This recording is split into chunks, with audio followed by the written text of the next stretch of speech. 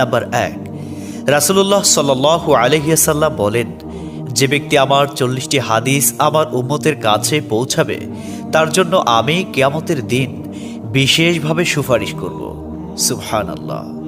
Number ২, মানুষের মধ্যে যারা মৃত্যুকে বেশি করে স্মরণ করে এবং তার জন্য প্রস্তুতি নেয় তারাই সবচেয়ে বুদ্ধিমান।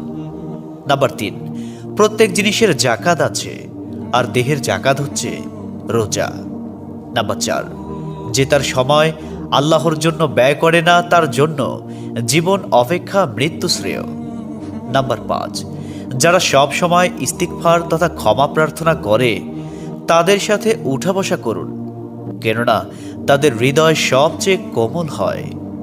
নাম্বার ৬, তুমি যত সিজদা দিবে আল্লাহ তত গুণা তোমার মাফ করে দিবেন। সুবহানাল্লাহ। নাম্বার ৭, সূরা ফাতিহা